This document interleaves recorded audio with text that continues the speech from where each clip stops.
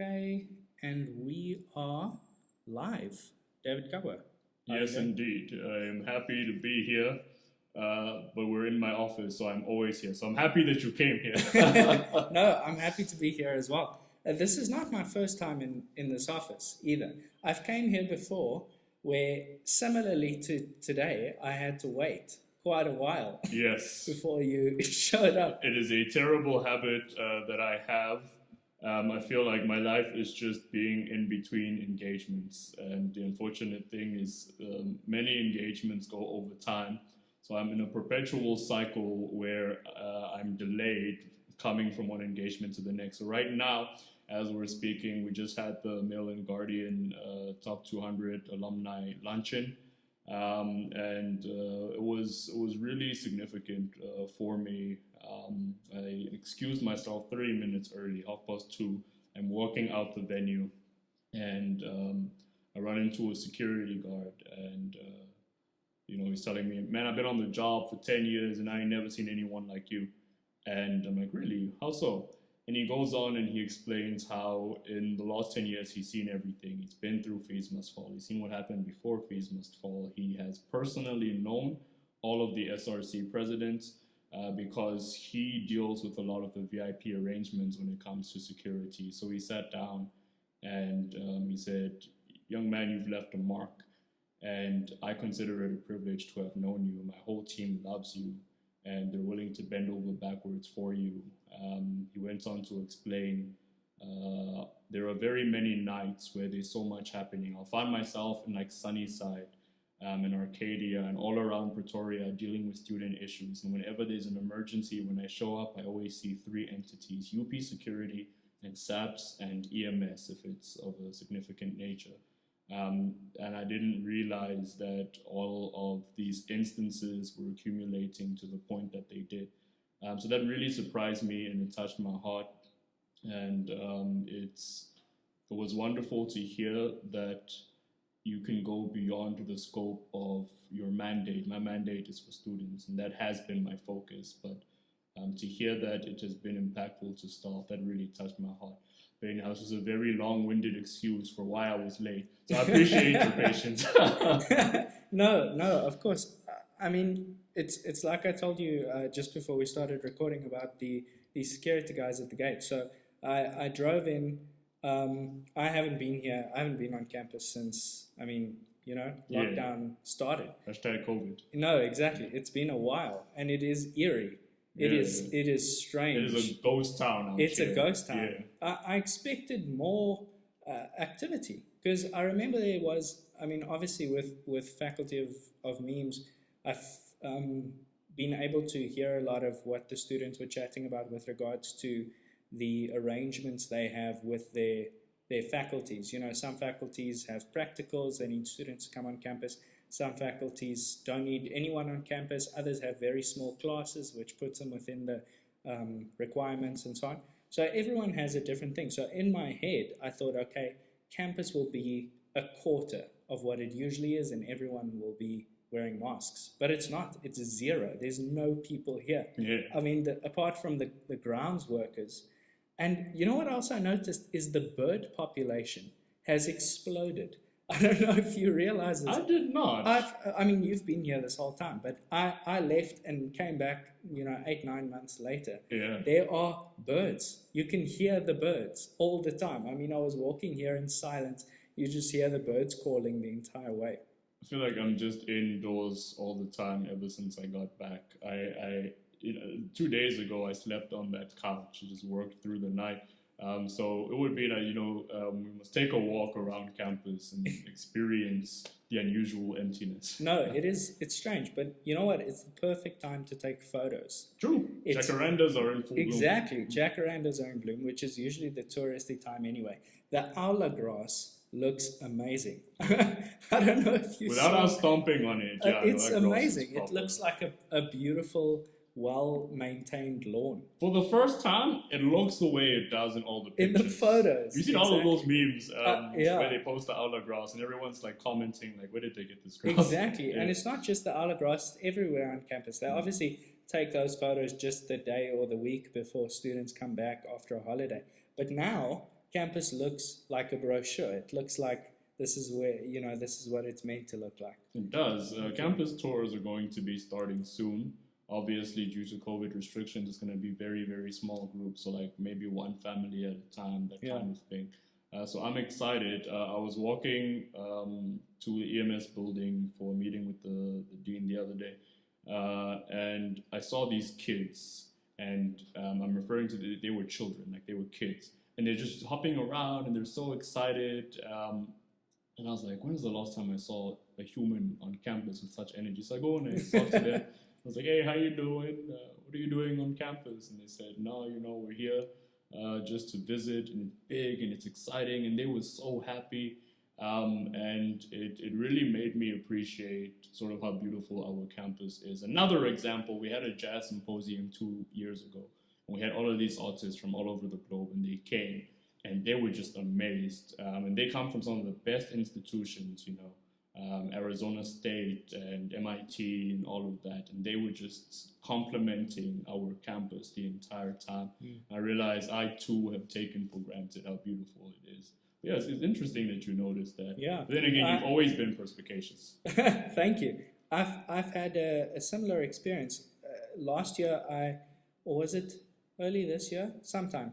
I had a module where we had some Belgian students come over, a couple of students, I think there were probably 20 or 30 of them, and they came to do an assignment with us, but they did all the touristy things. They went down to Cape Town for a little while, they came up here, they did the Lion and Rhino Park, the whole thing. And I became friends with one of them. I still talk to him like almost every day. His name's Bonner. And when Bonner was here, we were having lunch or breakfast or whatever at the restaurant, Artisan.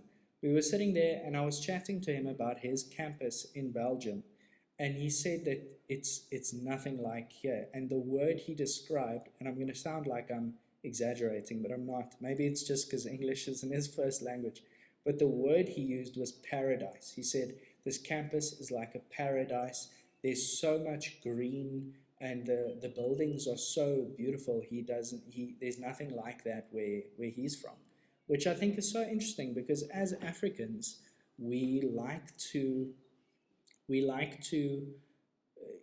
think of Europe as this perfect place, and Europe is this beautiful place, and there's no crime, and you can go walk with your kids. It's perfect. But I mean, Bonner comes over here, and he tells me that this campus is one of the most beautiful places he's ever been. And I was recently, just a couple of weeks ago, I was in Stellenbosch, and I was on their campus. Beautiful as well.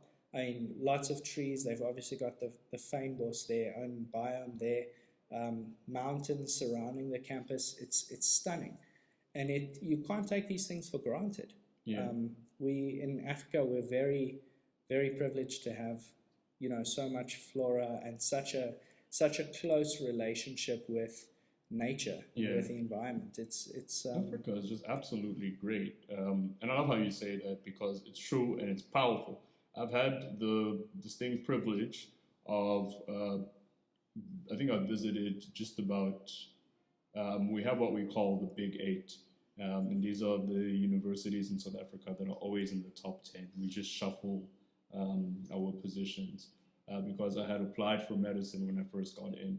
And at the time, not everything was done online. So you could submit a physical application and a digital one. I'm from Limpopo, originally from rural Limpopo. So we wanted to be sure. So we did the online thing, cool, but we would always come and we would submit physical applications. So I got to walk around a variety. I think I've been to every campus, every campus that's normally ranked in the top 10, except for UCT. And it's true, it is so beautiful and it's diverse and it's different. I think UP is the best. I'm not just saying that because I'm from UP, but I think UP is genuinely. I think there might be a slight bias there. A little bit, but just facts and life and truth. But I think every campus is so distinct and so different. I remember Stellenbosch, I felt like I'm in a little town. It really has that. Stellenbosch is weird, man. It's so open. It's like you'll get, it's not like here. for those of you who are listening who've never been on Stellenbosch campus, it's not really a campus. Yeah. It's a collection of buildings. But I mean, for example, you'll have your accounting building, and it's right across the street from a Cotton On, from like a shop.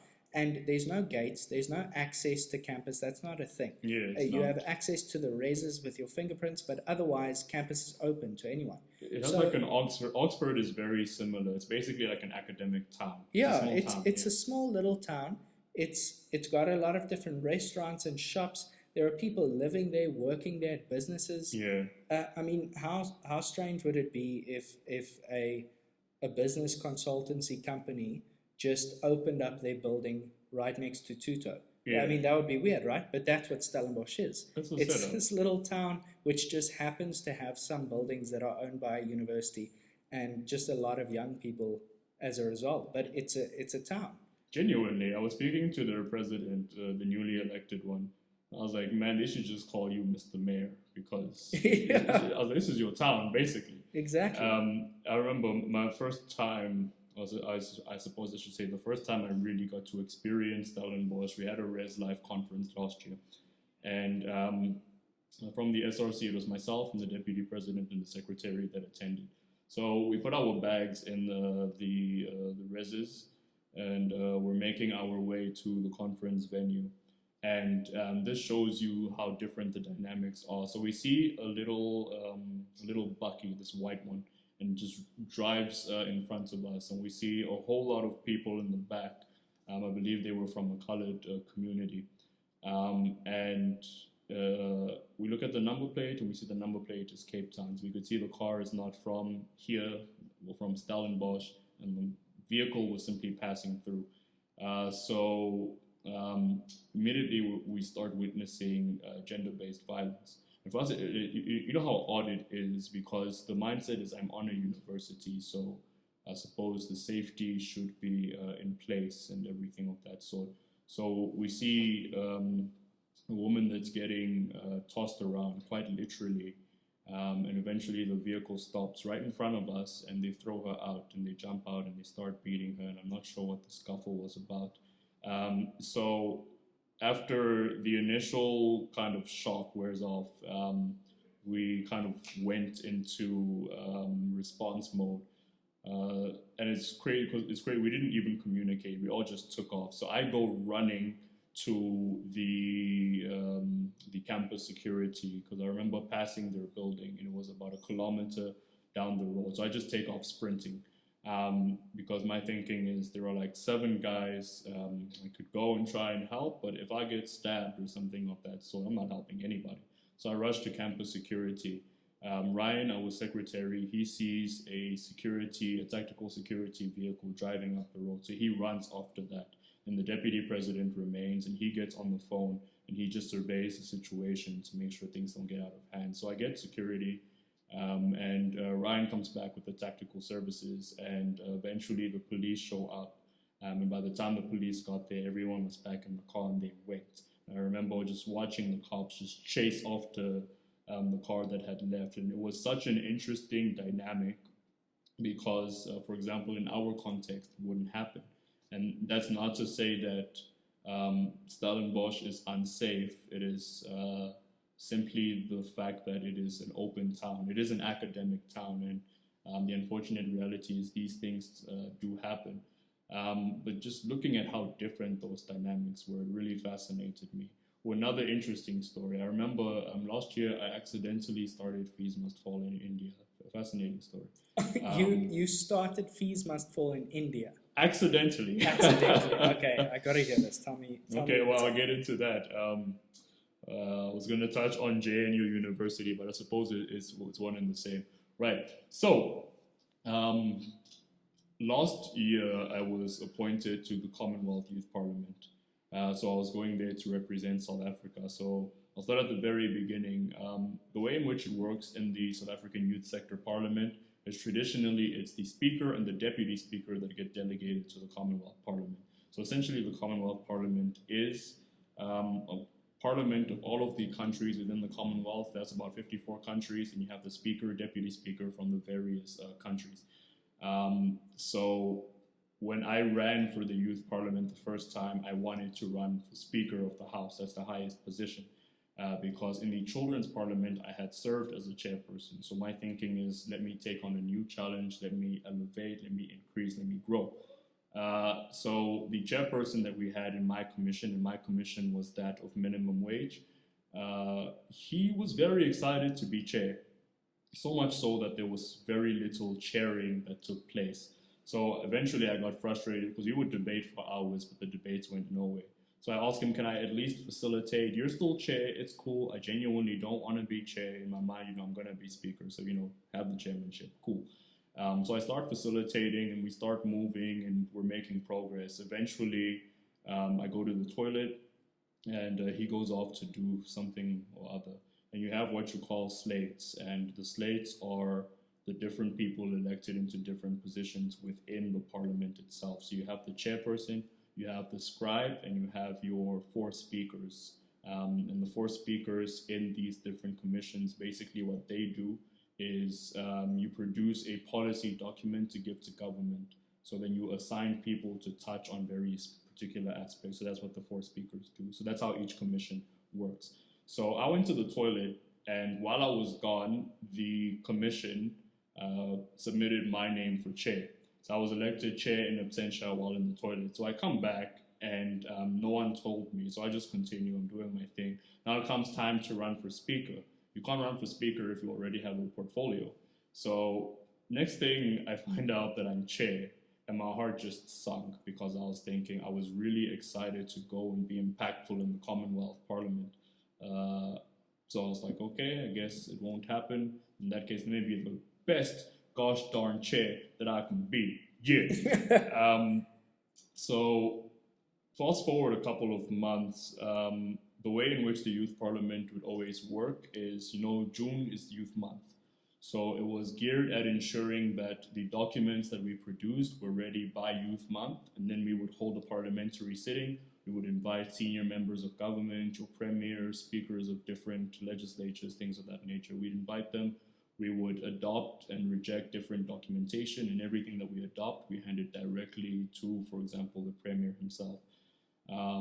So the issue was that on a yearly basis, it would always stop there. So you're super busy for a month, then for the rest of your term, you do nothing, but you keep the title honorable so-and-so. And this really bothered me. So since I had been doing this for a while, I realized one of the biggest issues is that the young people who took part in the Commonwealth Parliament, in the South African Youth Parliament, remember youth in South Africa, 18 to 35. So the biggest contingent, and in my opinion, the most crucial contingent when it comes to policy formulation, educated youth, were not there. Because again, in June, we all have exams. So most young people were busy with exams, they could not participate. So when I was elected as chair, the first thing that I did, I was also chair of House Humanities simultaneously. So first thing I did is I said, put me in charge of the Tshwane region. I will get you more young people. And my goal was get more educated young people in. So I got a group of young people, I trained them, they went, and we performed better than any region. So the way in which it works is you have 5 regions, and then you have a series of workshops per region. So the first workshop, you'll have like 500 people. Second workshop, 450. Third workshop, 350, so on and so forth. My math was wrong there. So by the end of it all, you have 20 people per region. So since we have 5 regions in Gauteng, you'd have 20 people per region, so that's 100. And they do this in like every province. So you have like 100 young people from each province, and they form the South African Youth Parliament. So from Tshwane, 20 out of 20 seats were UP students. That shows how brilliant our students are.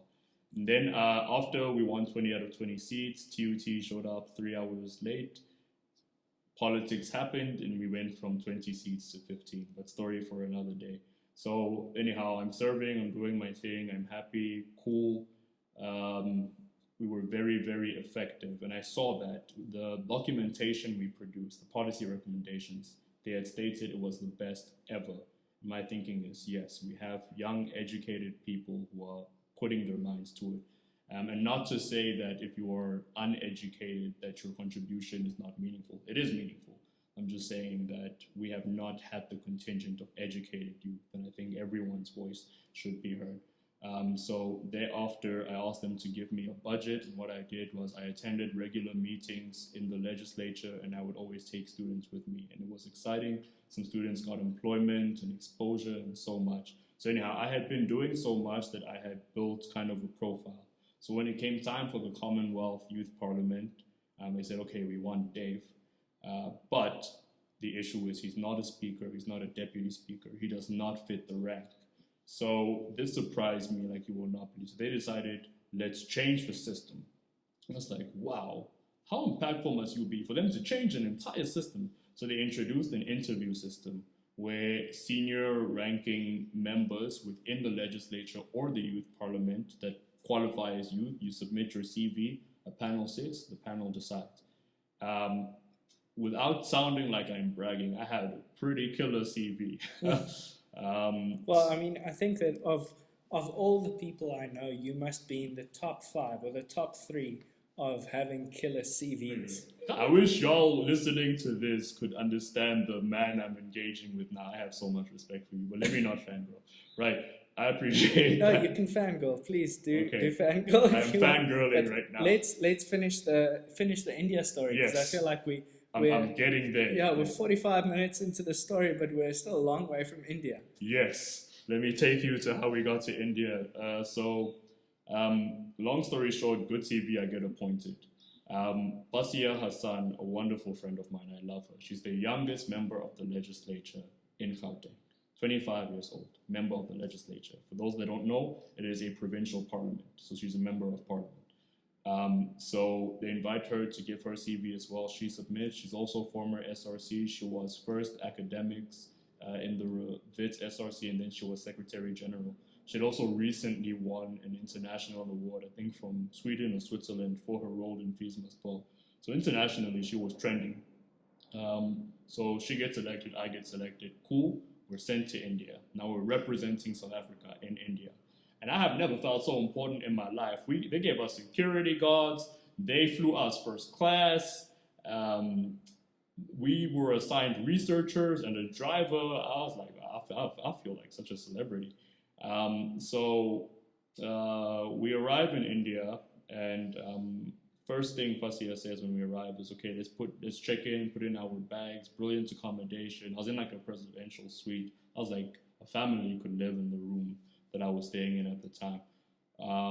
So we're doing the thing, going through the parliamentary processes. And one morning we're eating breakfast, and I'm watching the news, and I see that there are protests happening. And the one thing, when you go in a formal capacity, you are representing a state. So they will not show you the reality of the space that you are in. So all we're seeing is the VIP treatments and access and everything of that sort. But we're watching the news and we're seeing really bad protests. Students' arms were being busted and broken. And all of this happened because the Indian government had increased accommodation fees. And they have very intricate policies that basically make it difficult for you to stay at a university if you don't have accommodation. And I mean like next to impossible. So this was ongoing. Now I'm sitting and I'm thinking, I want to engage these students. Fasia at the time even currently at the time of this recording, she's the deputy president of SAUS, which is the South African Union of Students. It's like the SRC for SRCs, basically. That's how I know Fasia, how I knew her before. I was like, well, you're the SAUS deputy president. You represent student unions in South Africa. So I think it would be cool if we engaged them, and she agreed. And then we didn't realize how big of a thing it would become. They made it a thing. So, she's like, hey, I want to stop by, we'll pull through. And we just want to hear about what's happening. So we arranged to go to JNU University. And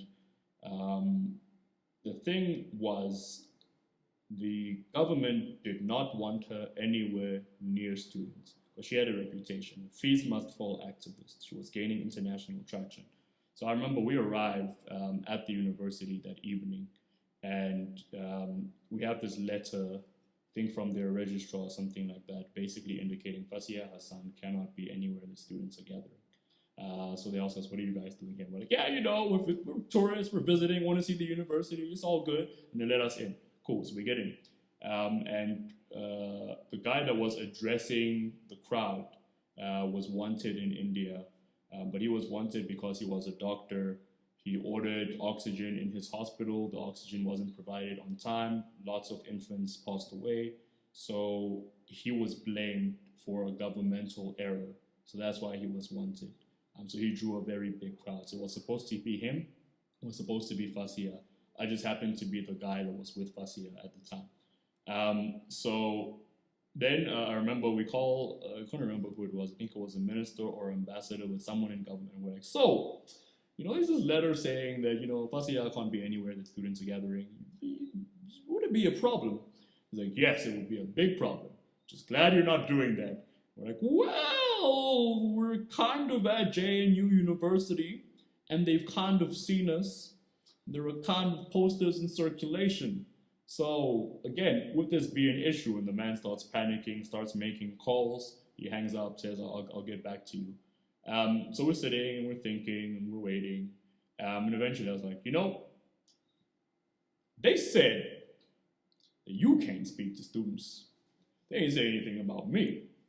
So I was like, tell me what you want to say, and I'll say it. We'll just provide words of encouragement.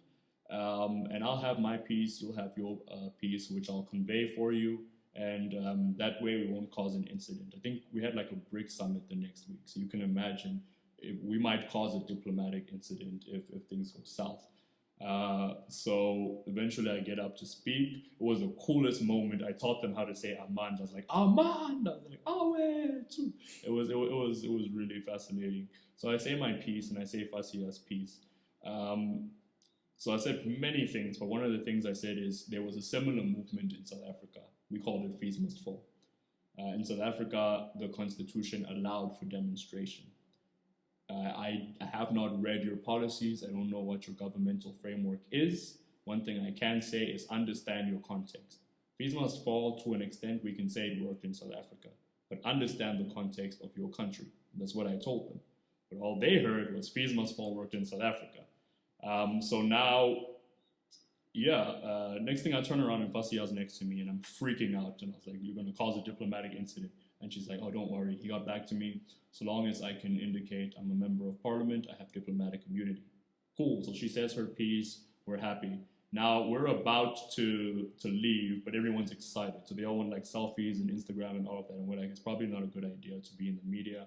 We don't want to detract from the movement, but also we don't want anything we say to be misinterpreted or misquoted because we did not go there to rile anyone up. We just went there to say, we see your pain, we understand your pain, and we sympathize. But now we got like a group of like 300 students. They're like rushing after us. So we take off running and we call like the security car comes swinging and like she jumps in the side, I jump in the back, we drive off. We ended up having dinner with the speaker of the Lok Sabha, which is the Indian version of parliament, so like the third most powerful person in the country. He's like, so how was the evening? We're like, it was uneventful. So we're on the flight on the way back and I'm checking Twitter. And I see like hashtag fees must fall was trending in India. I was like, oh shucks. And I turned to her and I'm like, yo, I think we might have started fees must fall that side. And she's like, yeah, I think so. But thankfully everything worked out. There were no international incidents. And I remember when it was reported, if you get a chance, Google like David Kabwa JNU, and I think the story was publicized there. They got my university wrong, so thankfully it didn't get too much traction because I saw a lot of what was written did not reflect what had actually happened. Yeah, long story short, we accidentally started Fees Must Fall. I see. Did PDBY do an article about it? I don't think so. This is the kind of thing that they would have loved to scoop up. Because as far as I understand it, I don't speak for PDBY at the moment, but they're not much of a fan of the SRC in general.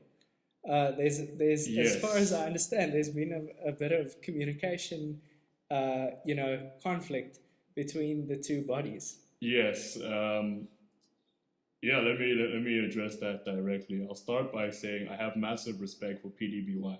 We will not always agree, and we are under difficult circumstances. and I don't agree with a lot of what was published, but I do respect the journalistic integrity. I do think PDBY is very professional, and I personally know everyone involved, and I think they're great people. I just disagree with a lot of the approaches that are taken from time to time. Right, so the way in which dynamics work is there are very many things that the SRC is doing behind the scenes that we can't, unfortunately, we cannot necessarily communicate. So let me give a hypothetical, and again, I'm stressing this is a hypothetical. So let's say hypothetically, I sit in council and I push an issue and I see that we're planning to upgrade a particular residence and I remember students complaining to me the power is always going out or the generators have issues. So I make an argument, we need generators for X residents. Cool. It's approved. Come 2022, 2023, the plan will come to fruition, generators will be built. So there's a lot of work that is being done that unfortunately we cannot communicate. So currently we're all in a world where there's information bias.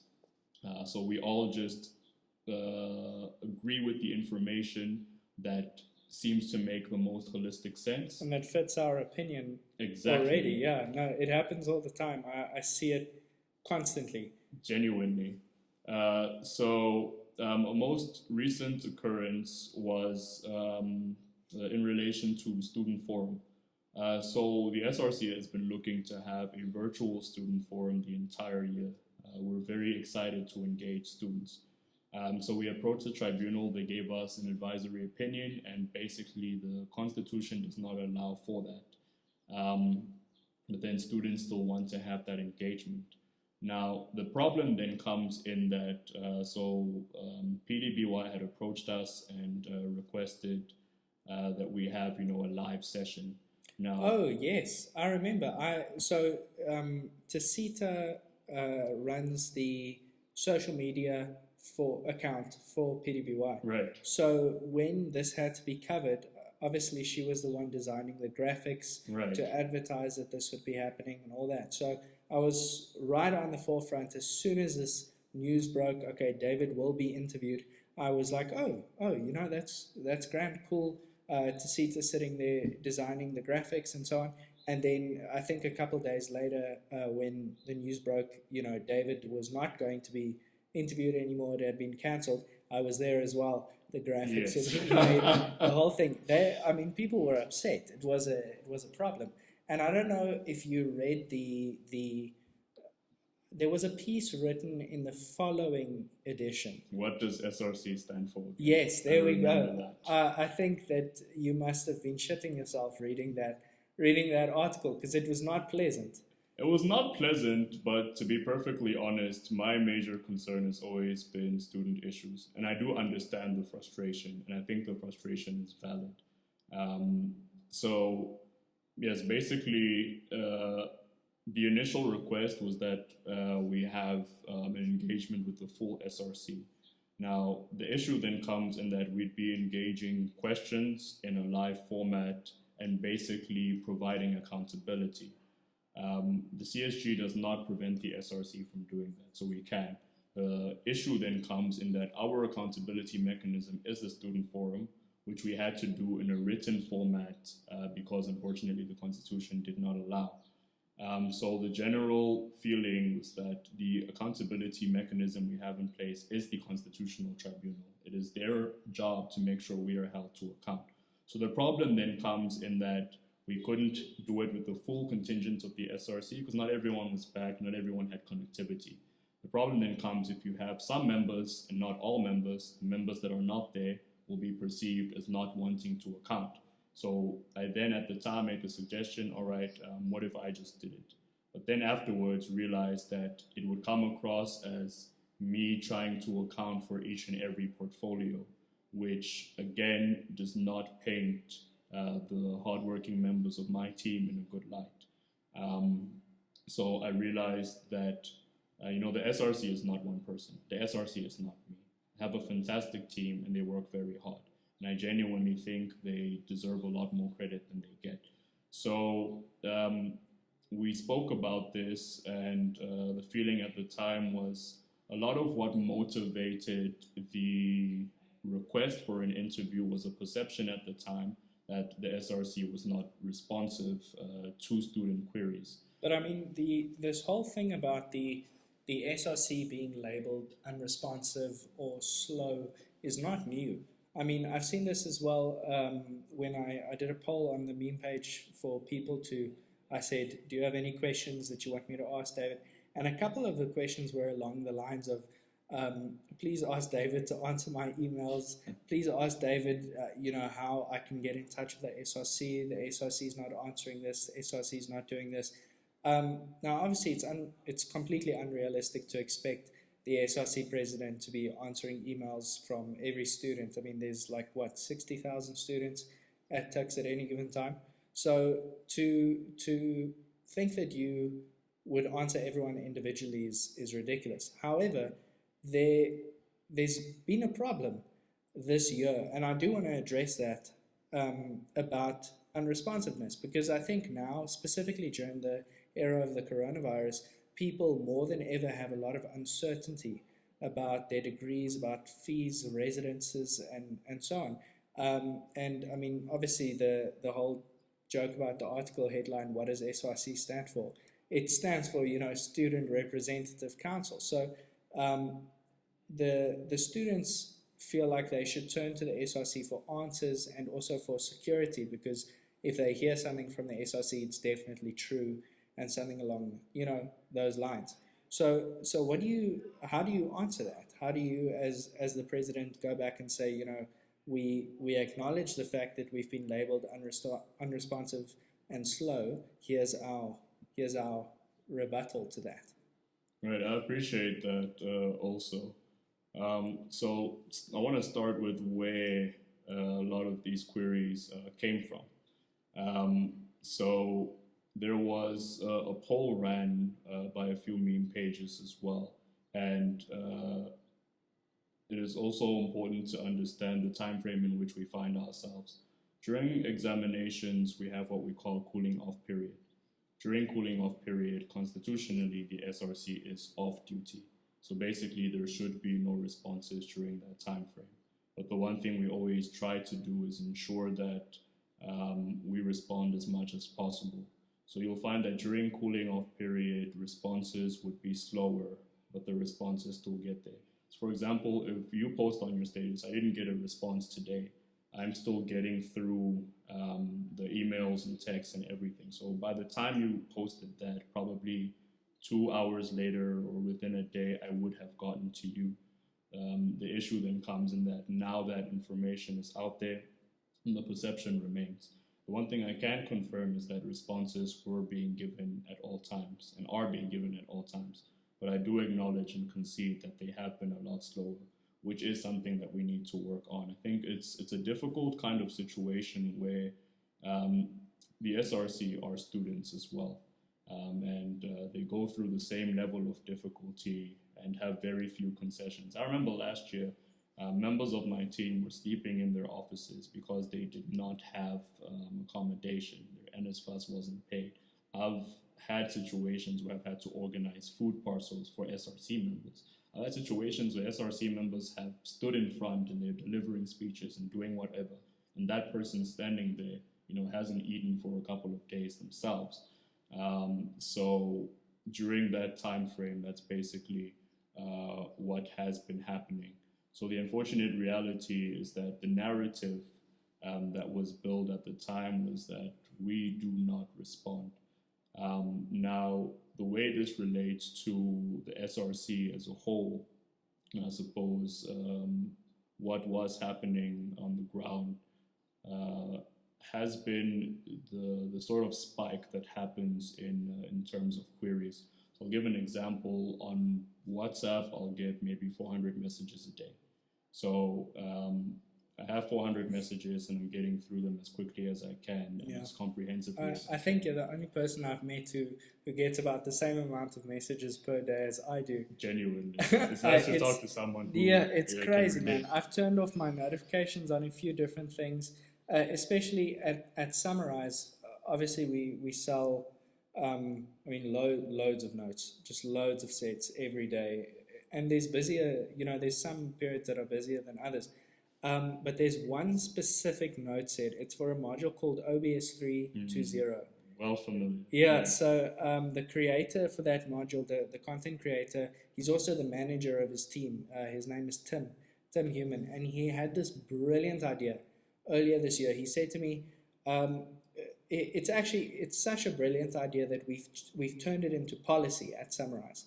So basically, the concept is called the 0 to 1 concept, and our note sets as a generally cost $100. However, it's much easier to get a student to go from buying set 1 to buying set 2 than it is for them to go from buying set 0 to set 1.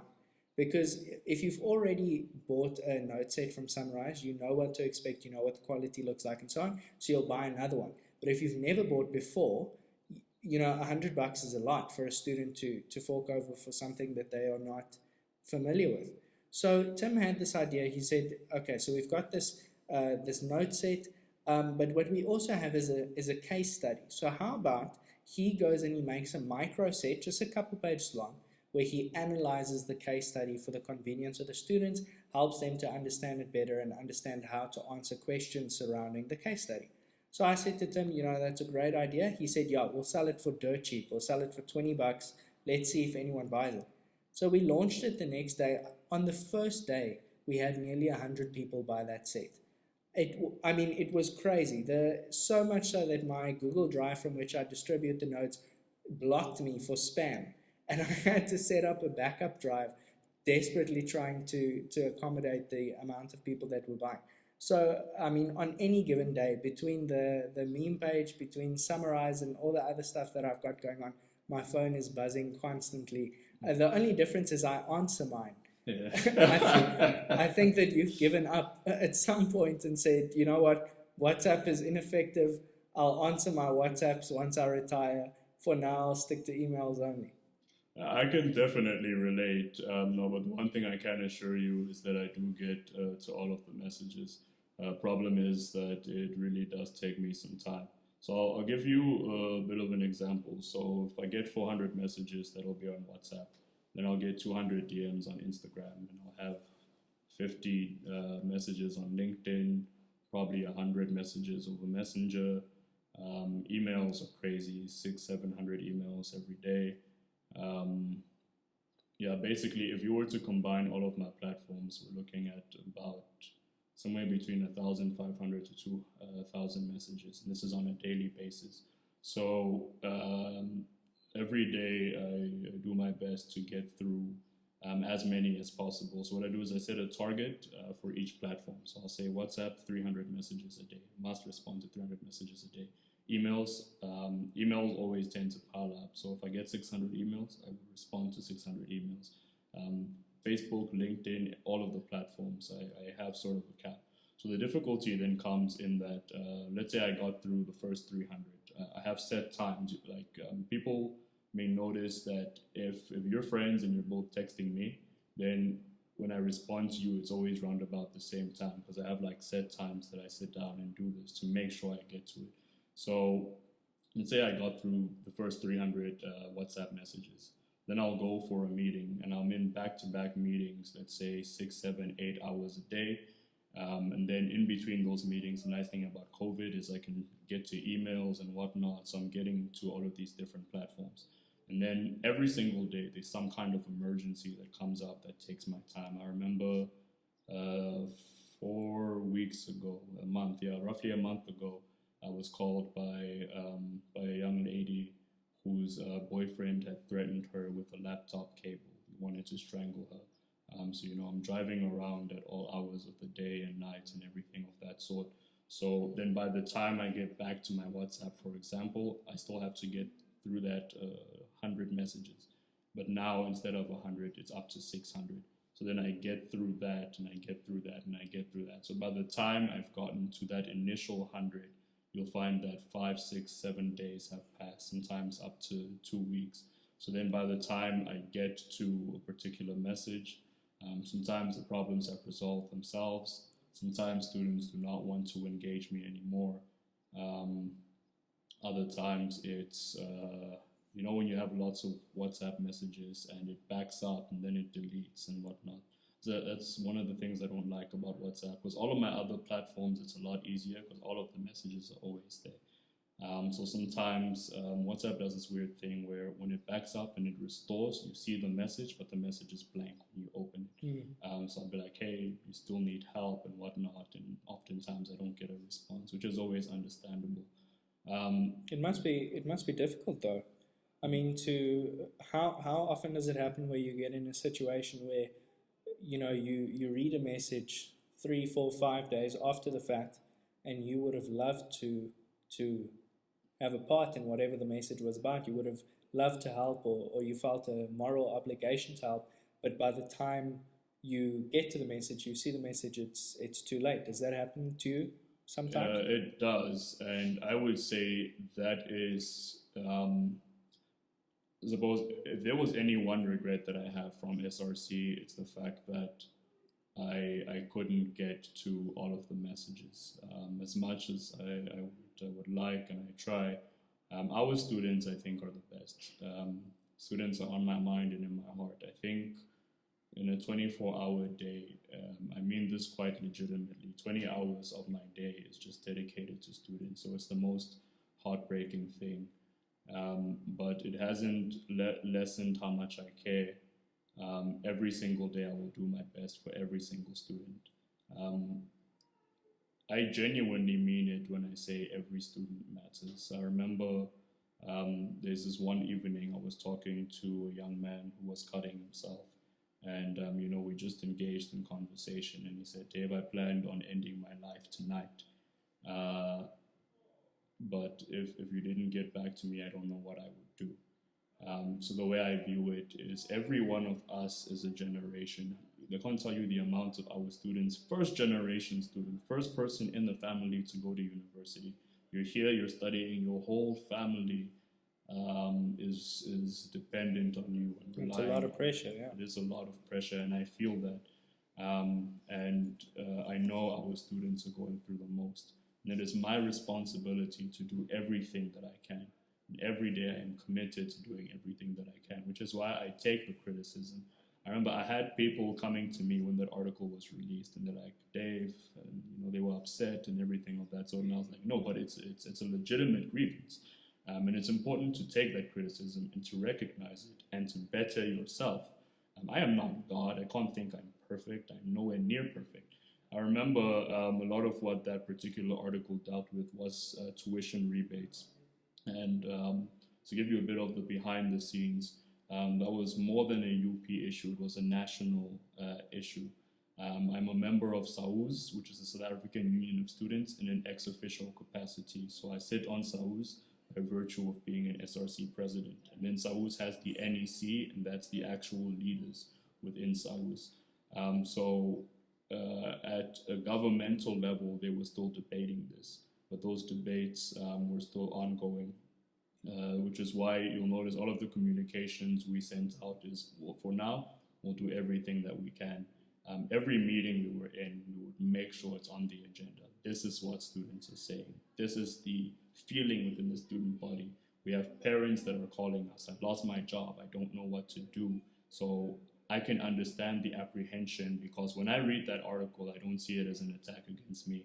I see it as the frustration that many students have. I'm sure many students within the PDBY directly are affected by that. So of course the frustration will be expressed in the manner in which it is. So that's how I interpreted it. And for me, I saw it as a call to action. The Department of Higher Education did release a gazette, so officially and legally, government has declared that there will be no rebates. So even the 30% that we got is going against government regulation, but the 30% that we got is still not enough. Right now, what we're doing with the executive is we're trying to put plans in place for 2021. Because I had realized that, okay, so this is a fight that we're doing on a national level. So what can we do now? I've been through 3 registration periods, so I know the issues that students have. So the focus for now is how can we mitigate those issues for students in 2021? One of the things we're doing is we have decided to dedicate the remainder of our budget towards assisting students with historical debt. So we're looking at about probably somewhere between 150 to 200,000. In light of what students are going through, it's not that much, honestly, but we have to do everything that we can. So yes, I take the criticism. I will always try and correct myself, and students' complaints are legitimate. I am here to serve students. I am their servant. So when they tell me this is what's up, it is my job to listen, my job to adjust, and my job to do my best. And I take that with full seriousness. I see. So when was the first time that you really came into the public eye, per se? And was it a journey to learn to deal with this sort of criticism? Because I mean, it's we've seen with the rise of social media, it's a lot easier for someone to throw an insult at you from behind a screen than it is to say it to you in person. So, I mean, obviously, the majority of normal people don't really get exposed to that level of criticism, at least not regularly. So, when you did sort of step into this public space for the first time, was it a shock to you, or do you feel that it's something that you were already somewhat equipped to handle? I do feel I was equipped to handle it, but I think what equips you to handle it is realizing why you're doing what you're doing. Um, Before I ran for SRC, I was a faculty chair, and before that, I had overseen 21 modules. I was class rep for 21 modules. So I wanted to understand what complaints are, what the issues are, and everything of that sort. For me, criticism does not lessen the job that I have to do. You can feel as sorry for yourself as you want, but in the end, if you look behind that couch over there, there's pap and there's bread and there's food parcels and whatnot. You can feel as sad as you want about yourself. But in the end, there is still that student who hasn't eaten in a while and they need food. There's still the young man and the young woman who has been engaging with their lecturers or their department and they just don't want to come to the table. One thing I always say within the SRC, when we do experience a lot of criticism, is that all is well and we will continue to serve. And for me, that's basically the bottom line. I have a job to do. You may see what I'm doing, you may not see what I'm doing, but for me, what is most important is that I'm doing it. When we started this conversation, I had mentioned how surprised I was to hear security services indicating that they felt really touched by the job that I was doing. Yesterday, I got a video chat from a student, I think she's second year, and she sat down and she told me this whole story about how I had assisted her. She arrived in the beginning of the year. She didn't have a place to sleep. She wasn't even registered, let alone admitted. So we got her admitted, we got her res, we got her food, we even got her onto NSFAS. And now she's getting distinctions. And I remember she called and she was crying and she's like, Dave, I'm going into these examinations with a distinction. And for me, it's always those instances. For me, I think the criticism is important and I think the criticism is necessary. I've had the privilege of teaching and training many other leaders. And the one thing I always tell them is you are not God. If you read the statute of the university, the role of the SRC is to go to the university executive and say, this is what students are saying. That's it. That's what our role is in terms of the framework. But the way I see it is if you can do something, do something. Which is why that has always been my mentality. And I think the criticism keeps me humble because I am constantly reminded that there is much to do. I think there will always be much to do. The last 4 years, much like your phone, my phone has been ringing nonstop. I'm not even looking at, I'm sure as we're speaking. Yeah, I got a message. I was telling you about Tim a few minutes ago. I got a message. He needs a link for one of the new one of the new subjects that we're launching. Exactly. So yeah, as soon as I'm finished here, I'll quickly be on the laptop just organizing the order form for him and that sort of thing. It's ongoing, exactly. Everyone listening to this, check out Summarize. They do great work. Thanks. Cheers, David. Yes. Yeah, no, that really is the case. And I think one thing that's important about a leader is to take criticism. I have a kind of policy that I refer to. I'm sure many times, JC, you've been here quite a few times, and for those listening, there have been times where JC comes in and he finds like someone just sleeping on my couch, or someone who's seated in the corner or something like that. Yeah, no, I the first time I came, I wondered who the hell they were. I remember I walked in. So I want to ask you a quick question, which is a little bit off topic. Oh, yeah. What's the first time you remember meeting me? The first time you heard the name JC Steyn, when was that? First time I remember. I feel like we met before the first time that I remember, but it was in front of the humanities, and I was walking out, and you were talking about letterbox, and you were describing it. And I was just thinking, this dude is very articulate. He seems to know what he's talking about. And it shocked me because you just seemed like the average like dude. Like you showed up there with your jeans and t-shirts, sneakers, and you gave me a presentation in like 45 seconds. Yeah. As I was walking. And I was like, yo, this man, yo. So I was just genuinely impressed. I'm even more impressed, all of the success and everything you're balancing. But yes, in front of the humanities, that's the first time I remember. Yeah, so let me tell you, I actually met you before that. Probably, I think maybe a month or two before that. And it was when you were running for the first time for SRC president. Oh, yeah. Which was it 2018? The end of 2018. So I was on Ala Grass, and I was sitting there with a few of the guys that I had started the business with, started Summarize with. Obviously, at the time it had a different name. We were sitting there together, and we were having steers, and then at a stage they stood up and they left, and it was just me. And you came over to me and you introduced yourself. And I'll never forget, because the first thing you hear is the voice. You go, Hi, my name is David Kabwa. I'm running for SRC president, and I just wanted to tell you a little bit about my campaign and my values, and I was hoping It's a that when really good impression. Wow. Okay, wow. Yeah. So I remember, you gave me your the rundown of what exactly you were all about. And I was just a first year at the time.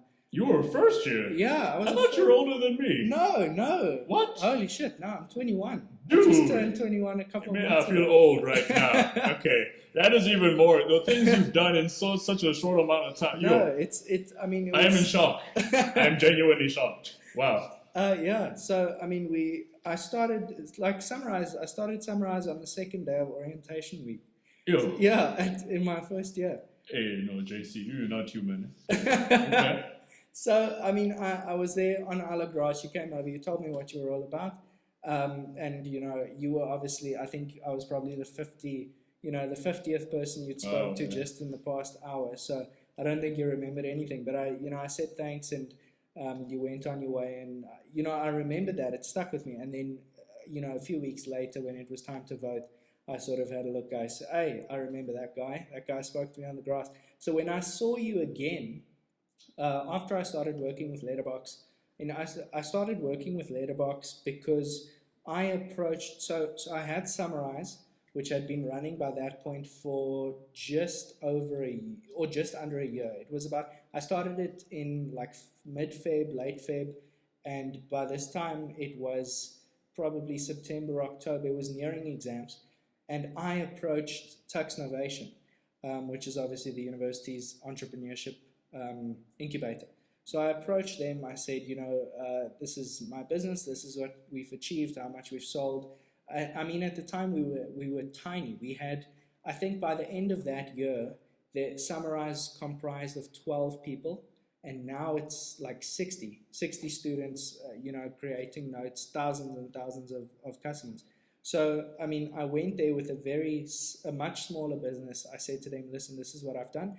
And the head of the center manager, Anaya, she sort of said to me, okay, this is grand, but we've got a problem because we're afraid that as it scales up, you'll encounter more issues. And they ended up not wanting to incubate Sunrise.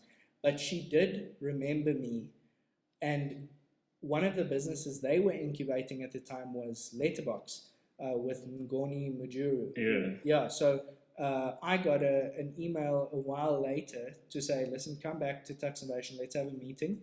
There's this guy, Ngoni Mujuru, he wants you to help him out with Letterbox. So I signed on to Letterbox as their business development head, and it was a fantastic project. It was a lot of fun. It gave me so much insight into what goes into coding, which is something I've never worked with before. So it was fantastically interesting to be able to sit in an office with these guys and watch them do something that you wouldn't even know the first thing about. Is such a humbling experience. So by the time I saw you again, which was this first time that you remember meeting me, I had practiced that Letterbox pitch in my head so many times. I knew exactly. So when I saw you, I said, I can't let this opportunity fly. Let me just chat to David. And obviously that's when we became friends. That and subsequent meetings after that. I am still in shock it's that always, you're 21. Wow. Yes. No, it's been a busy time. And ironically, I mean one of the big things that bothers me and something which sticks with me a lot is that I feel like I've not yet done enough things at the age that I'm at. And the problem is I'm comparing myself to people who are just machines and who are so far beyond everyone else.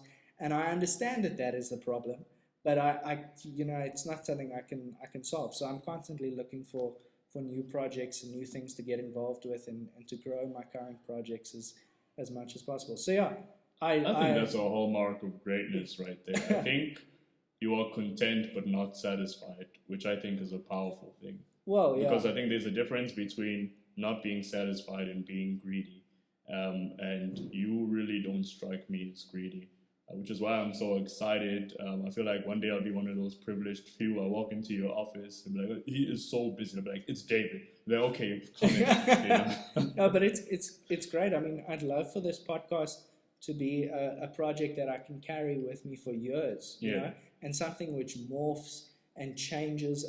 I mean, right now we don't have any video equipment. That's next on my list. I'd love to have some video equipment to record these podcasts and put them on YouTube as well, and that sort of thing. And then eventually, you got to look again at the base of the best people in the world at podcasting. You got to look, what kind of equipment do they have? What kind of production value are they looking at? How do I try my best as a student to recreate that experience for someone listening?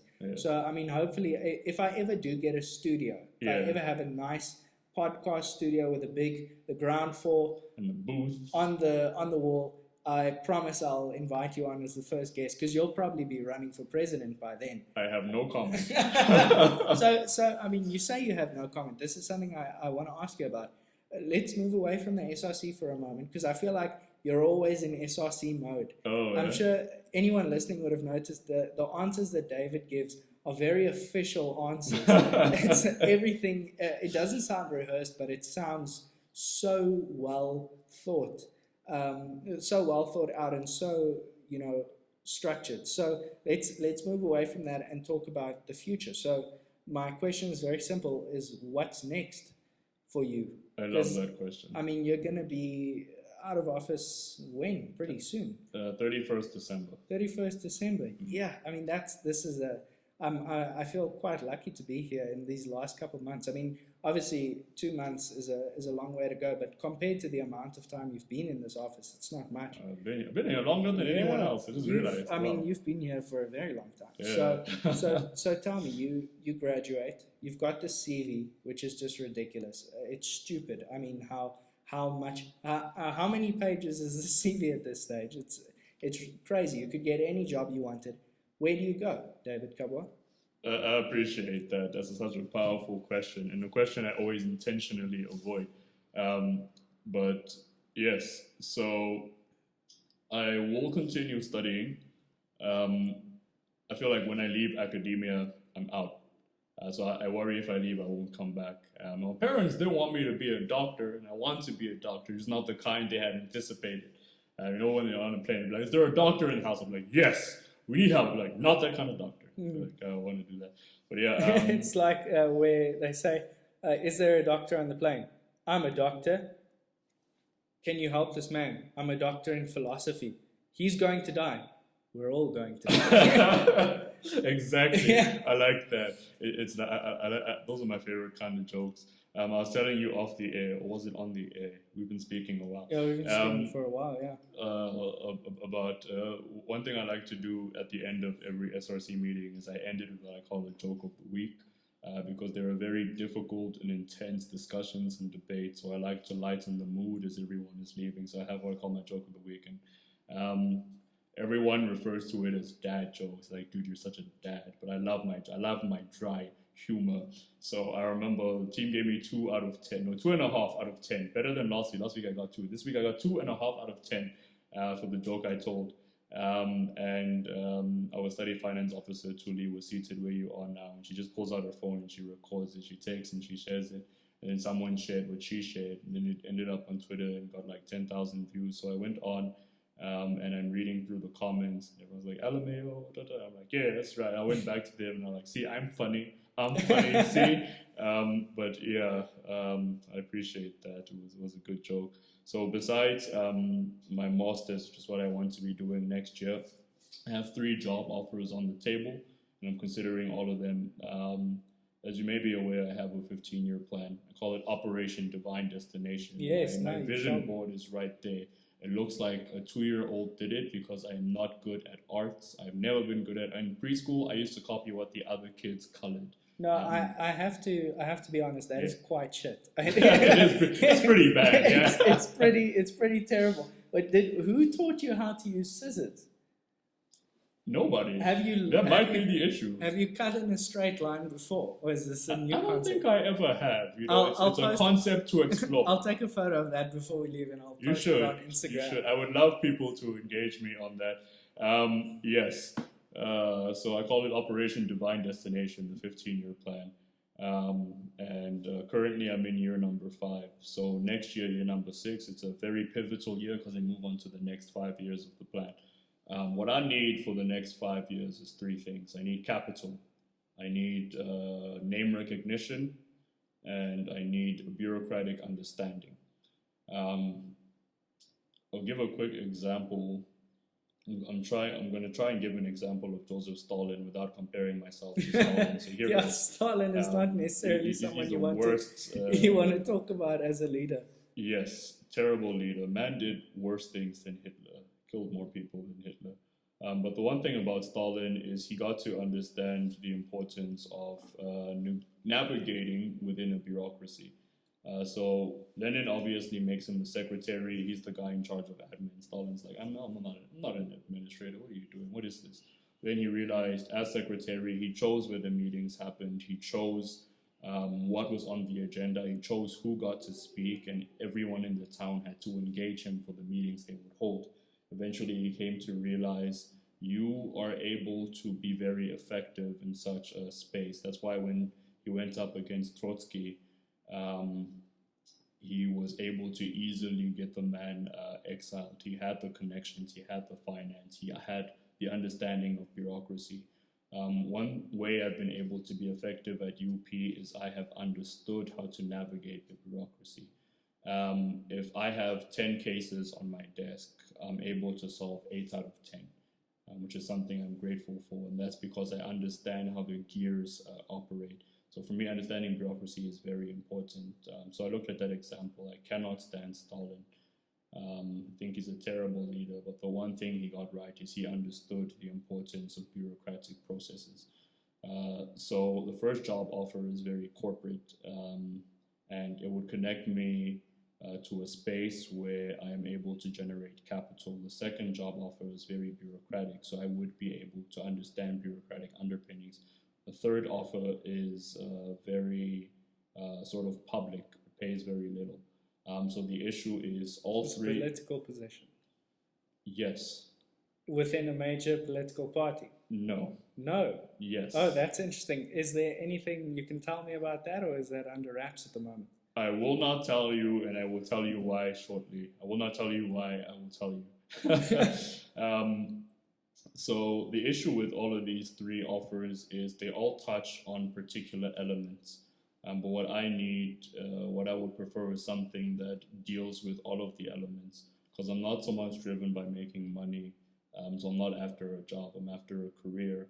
Because what I care about is making a difference. That's why before I got into politics, I wanted to study medicine. I just wanted to help people. So the reason why I call it Operation Divine Destination is because I believe that God has created us all with a particular purpose. And I believe that within the purpose that He's given us, He's equipped us for that purpose. So where I'm going, I very much keep it in prayer, and I believe in prayer. One thing about me is the most important thing in my life is my relationship with Jesus Christ. I am unashamed about that. So I remember 2015, I was in prayer, and I was in fasting. And for those that don't know, fasting is like where you give up something because you want more of God. So at the time I was doing a dry fast, which is basically where you don't eat, you just pray and pray and pray. So Holy Spirit touches my heart and says, this is the reason why I've created you. And it lit a fire within me. And I always give this example. You can pray until you're blue in the face. Let's say you're praying for a job, but if you don't give out your CV, you won't get a job. God will do His part, but you got a part to play too. So basically, my setting up this plan is me doing my part because I know where I'm going. So I need to do my part to get there. So in my plan, I know that my wisdom is foolishness to God. So I don't expect that everything will go to plan. And so far, it's weird because how I anticipate to get from point A to B has never gone the way I had anticipated. But I've always gotten to point B, and I'm very grateful for that. So because I keep it in prayer until such a time as I feel comfortable within my spirit, I do not share it. But the one thing that I can say is that I'm passionate about people, and I'm passionate about changing lives, and I'm passionate about being impactful. If I was not limited by the human need to eat or sleep or drink or rest, I feel like I'd be working 24/7. I feel like there's always more you can do and always more you should try to do. So that is why I will not tell you. But to answer your direct question, what comes next is I intend on working, and I intend on studying further because I have a lot of growing to do, a lot of learning to do, and I feel that I have many more lives to impact. I want to learn as much as I teach and grow through the process. So if you are planning on staying at the university for another year or two, why not run for president again? I had this discussion with Ryan, he's our Secretary General. So the CSG, which is our constitution, states that for any other portfolio, you can run for 3 terms. But there's a term limit on president and deputy president, a 2-year term limit. So basically, you can't run more than twice. So obviously, we do have the ability to make constitutional amendments, but it did not sit right with me because I feel that it would be setting a very bad precedent. At this stage, I feel that I still want to serve, if I'm to be perfectly honest. I would love to continue serving. But everything that I had set out to do, I think literally on my plan of action, you can find it on the UPSRC website. On my plan of action, there is one more thing that I would still like to do. I feel that once I've done that, I would have accomplished my goal. The whole reason why I ran again is because I felt that I had not achieved what I had set out to achieve, and I feel that I am close to that point. So honestly, my running again, I feel that it would be more selfish than anything, and I feel that it would just set a very bad example. My heart was very touched. I saw a petition that was circulating. It had, I think, somewhere between 6,000 to 7,000 signatures, which is more than any president has ever gotten in the polls. So that really warmed my heart. But also, I think it's time to allow new leadership. And I'm excited, still will be around just in a capacity as a fellow student. Obviously, I'll be doing my master's, so I won't be on campus as much as I was. But I'm excited for the future. I'm excited for the new leadership. And by the time this airs, I think we would have had the newly elected leadership. So, what I would advise is continue to hold the SRC to account. Do not be afraid to criticize, because we as leaders need to grow from that criticism, and never be afraid to engage. Okay, I see. Do you have any sort of official recommendations for who to vote for? Because I had a question come up on my Instagram story where someone asked. I think their specific question had to do with should we as students look more towards electing independent candidates over candidates from political parties? What's your idea around that? That's a very, very good question, and I'm so grateful for that. I'll go on a tangent, but I'll come back. I won't take too long on this, but the reason why I ran independently, I think I'll start there.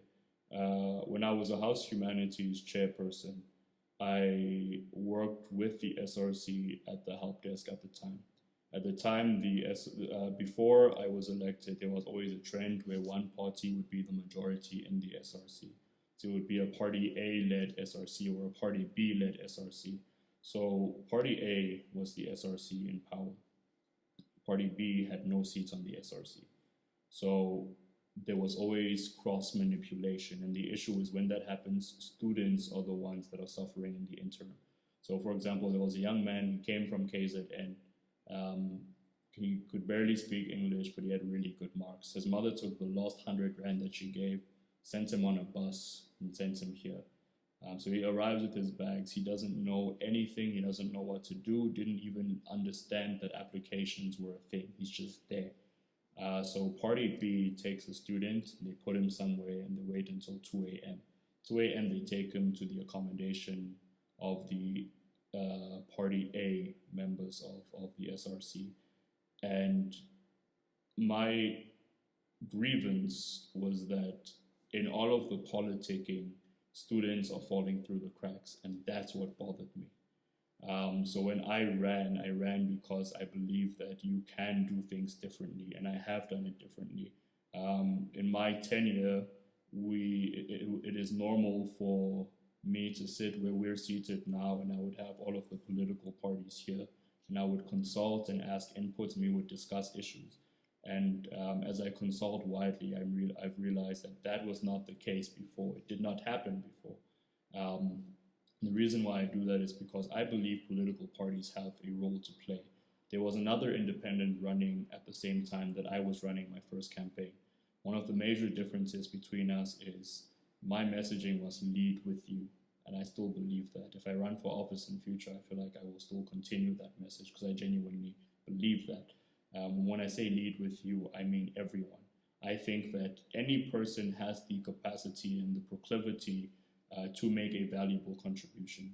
And this is despite the logo on your shirt. My colleague that was contesting against me, their messaging was down with political parties.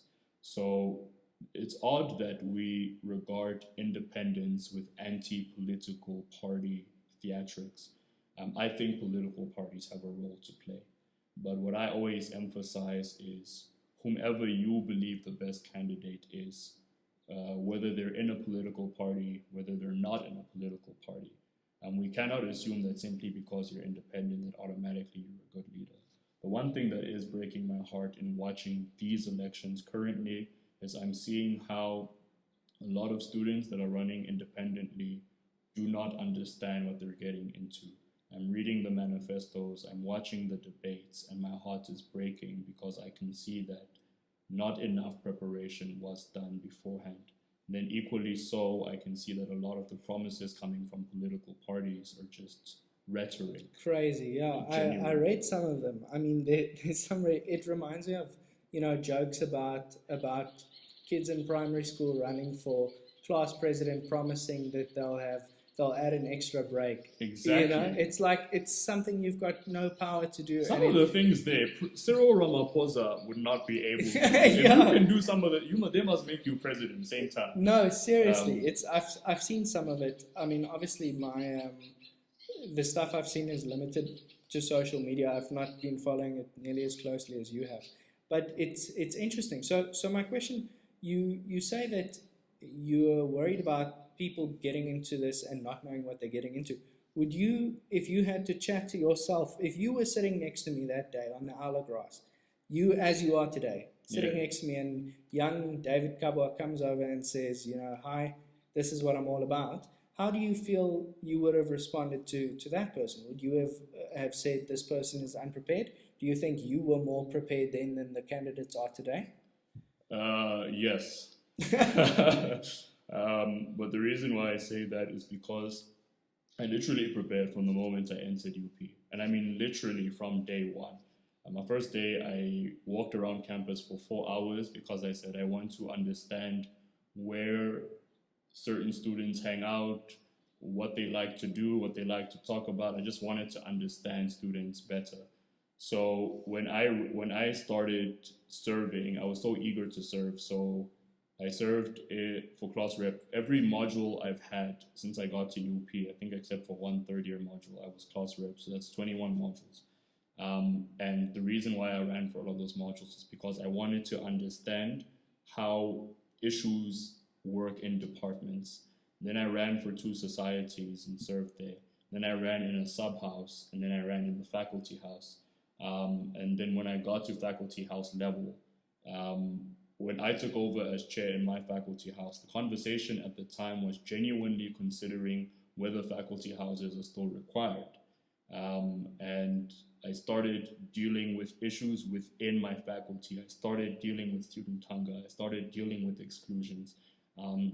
I would visit this building, the Student Affairs building, all the time.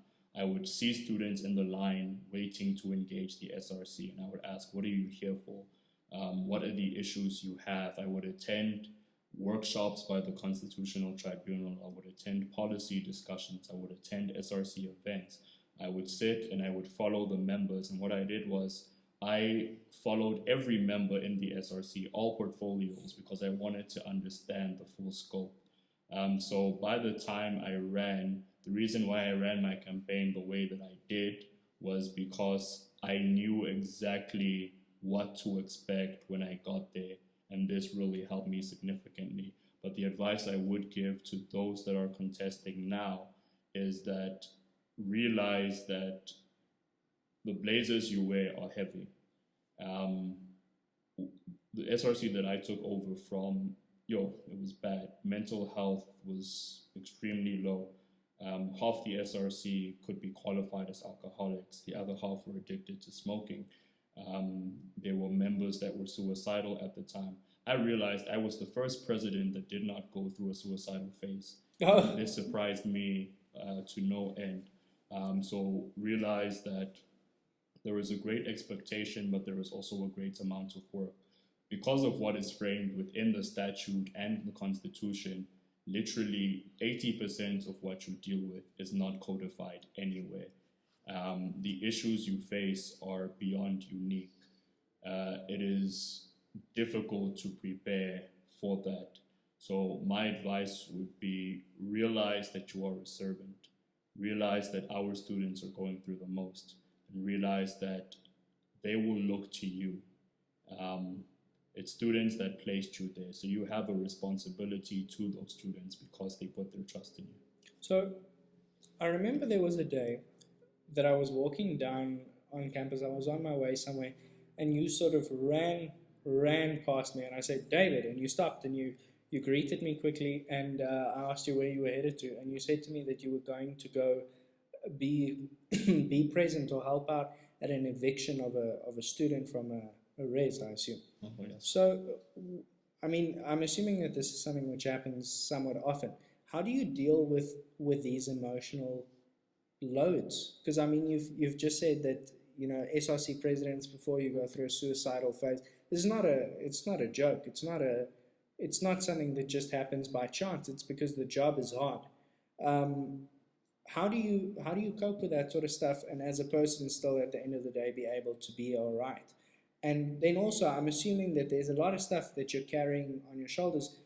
Are you looking forward to getting rid of that weight when you finally do step out of office at the end of the year? Right, I appreciate that.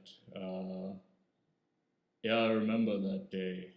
Yes, those occurrences do happen quite often.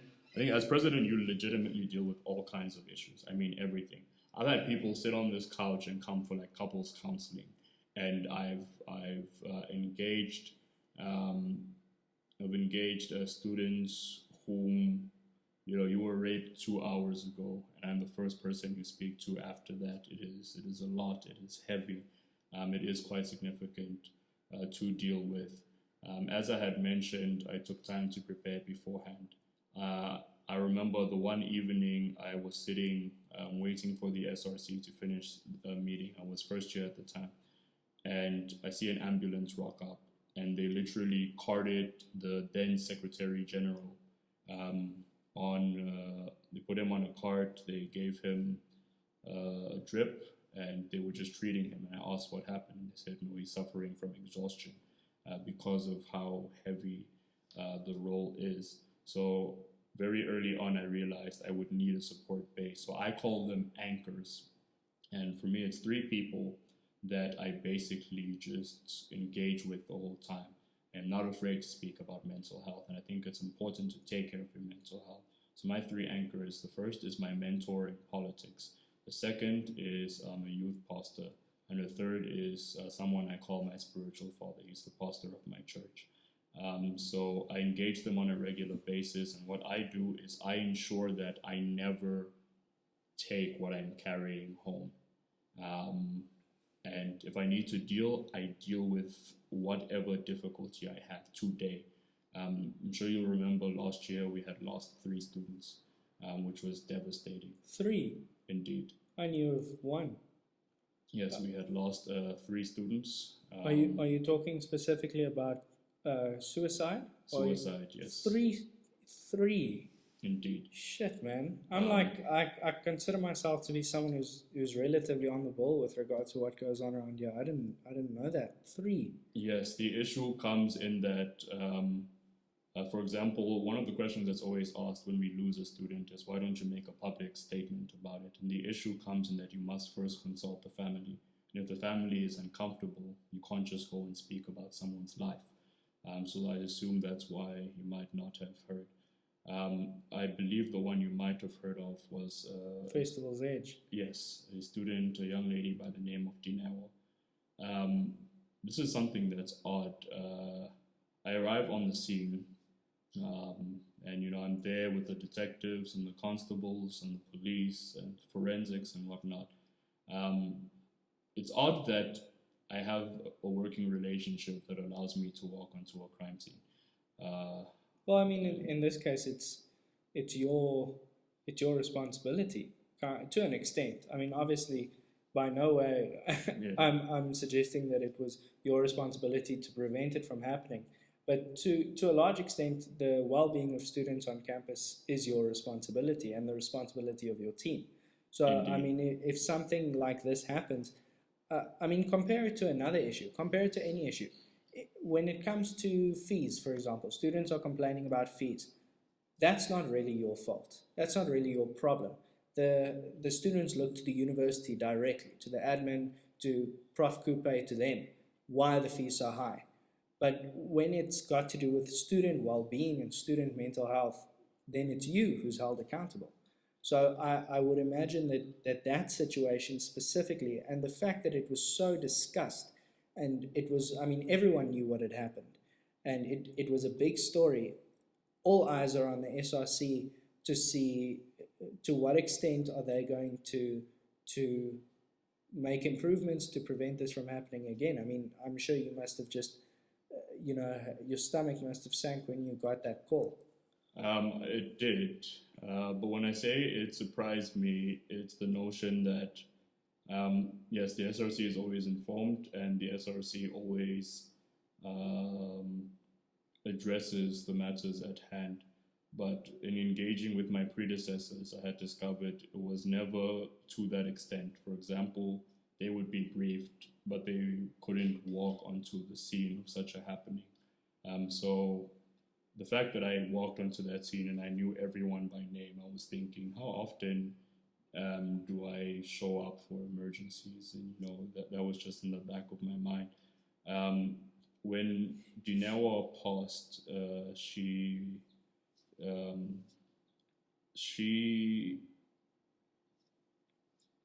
it was a face first action. Only in 10% of suicide cases do the victims go face first. Most people don't want to see what's coming. So arriving on the scene and seeing her body and the state that it was in, these are very difficult instances. I've been on the scene of just about every student that we have lost. So you can imagine, you go and you see such a difficult instance. I remember what I was doing at the time was crowd control, because you know how social media is. Imagine as a family you find out about such an instance through social media before the formal processes could occur and before you could be informed through the right channel. So that's what I was doing on the scene that day. And I remember going back and sitting with the team, and we were having this discussion, and obviously lots of people were triggered. You don't train for this. It's technically not in your job description, but I think it's still important that you address it. So you can imagine the feeling of going home after such an instance. So the three anchors that I have, what I do is I ensure that whatever it is I'm dealing with, that I actually deal with. I don't suppress. I deal, I talk, I move, I grieve, I do what needs to be done, so that the next morning I get up and I try my best. Because if you are not at your best, it will compromise students. And I think that would be unfair to students if you're not giving your best on a daily basis. I see. So, I mean, you spoke about how the formal processes have to take place. To what I mean, are there cases, and I'm sure there are, where you become deeply frustrated with bureaucracy in your job? I mean, if you arrive on the scene of this terrible tragedy, and someone's now got to go through the processes before we can call this girl's family and let them know. I mean, what stops you from sort of just looking and saying, that's ridiculous, this is beyond bureaucracy, just give me the phone and let me get this done. This is more urgent than the bureaucracy. And I mean, not only in that case, but in all cases, you've spoken about students who haven't eaten, students who have no accommodation, but there are processes that have to be followed, in quotes. I think that more than anyone, you're the person who gets to say, to hell with the processes, this needs to be done now. Yeah. What kind of power do you have to do that, and what kind of consequence do you face? Have you ever done that before? Is that something that happens, or have you always worked well with the processes? That's a really good question. Yes, I am frustrated on a daily basis. I've seen when processes don't work, but I have seen also when they do work. I'll give an example, the Dross incident that happened. If you were following the media at the time, you'll notice the media reported very little about the perpetrator. Most people just know him as the Dross rapist. Most people do not know his name. And that was intentional by the media, because in court, you can make the argument that the person has already been prosecuted through the media, meaning their sentences would be greatly lowered. So in such an instance, it is frustrating. I think we as a country were frustrated. We wanted to know who this man is, why he did what he did, and see him get justice. But I think one thing that I got to see through that process is sometimes the bureaucracy is in place to assist. And then I've also had the converse, where the bureaucracy, I would describe it as simply being trash. Um, so long as I can see progress, then I wouldn't say I'm satisfied, but I'm satiated. If I can see that, all right, we are getting there, then that gives me more peace. If I see that we are not getting there, then that's where I'm frustrated. Yeah. And I think the best example of that was last year with the hashtag at my next protest. Yes. So what we always do is we engage with the university executive. Um, I believe we have a right to protest. I'm not against protesting. I think I've done it 3, 4 times since I've gotten in office. But I believe protest is a last resort. If you're protesting every day, then it's just what you do. It doesn't carry the same amount of weight. So my approach was always, let's go to the table and let's talk and let's find a way forward together. Let us find a compromise. My view is that the institution is not against students, but the institution does not always understand what is best for students. So I believe as an institution, what is done is what is perceived to be in the best interest of students, but oftentimes the perception and the reality are different. So in this particular case, we had been to the table, we had talked, we had engaged, we had gone through all of the relevant processes, and we still weren't finding one another. And that's basically where we as an SRC decided to hell with it. We've gone through the relevant processes. The relevant processes did not work. And the difference here is that sometimes, even as an institution, there's nothing they can do. And I understand that. But in this instance, there was something that could be done, and it wasn't being done. And that was the major difference. In terms of the consequences, I think I nearly got suspended. I remember as we're going through campus and we're shutting down classes and everything of that sort, I'm getting calls and calls and calls. I'm like, how'd y'all get my number, first of all? But I check my calendar and I see a meeting, and it's with the registrar, head of legal services, vice principal for student affairs. And I was like, okay, I'm not doing that. And I avoided the executive like a plague, because I genuinely feel that if I went at the time, I might not be a student here anymore. Yeah. And then it was, I think, a week after that we had the unfortunate instance with the tragedy with Dinewa from Festival's Edge. And obviously, in light of the situation, we did have to come to the table and find a way forward. So that's when we started communicating again. I remember it was also very divisive in that there were many students that did not agree with the actions taken by the SRC, and there were students that agreed with it. And I think it depends on whether or not you were directly affected. If you were positively affected, let's say you couldn't make it to campus, or you were triggered, or you couldn't even open a book, then I think you would have agreed with those actions. However, if these actions impeded you from being able to do your assignments or write your test, then obviously you would have disagreed. So the consequences came both from the university, but also at the time we legitimately had students writing to us asking that the SRC be disbanded. Seriously. It was a very turbulent time, in that it was a situation where it seemed that no one was happy. But even in such times, the bottom line is what is best for students. And my approach is I will always do what I perceive to be best for students. Yeah.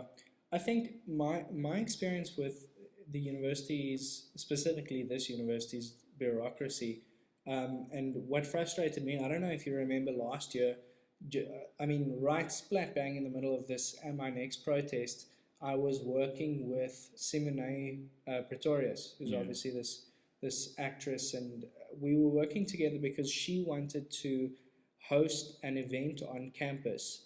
And you know, I was able to, I sort of had the contact details of all the people she needed to talk to. And you know, we were trying to arrange that we would book the aula grass for a day or a couple hours, and we would put a stage there, and basically we would open this event for free. It was called the Not Next event, and any student could come and be taught basic self-defense in a situation where gender-based violence is an issue. And I remember we thought, you know, let's talk. I came to your office. I mean, it was the first place I stopped, and you told me where I needed to go from there as well. And when I walked into the final office, which I think was the security services, to chat to them about booking the aula for that day, they told me they do no bookings for the aula grass any less than 6 months in advance. And I was thinking to myself, this is a problem today. This is something we can make a difference today. And they said, 6 months, application rejected.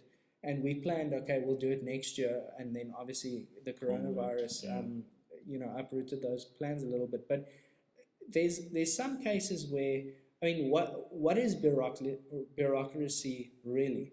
It's certain people need to be notified and involved, and a couple different people need to give their yeses to a certain idea. So now you have a situation where I'm saying, okay, listen, this aula grass is open space. It's not like it's being used every day for anything. Let me use it on this day. It would be fantastic press for the university. It would be fantastic for the students at the university. We could make a real difference in a problem happening today. Okay, a problem which was very topical at the time. So let's get this done. Now, if the security service say to me, okay, we need at least 6 months, what do you need 6 months for?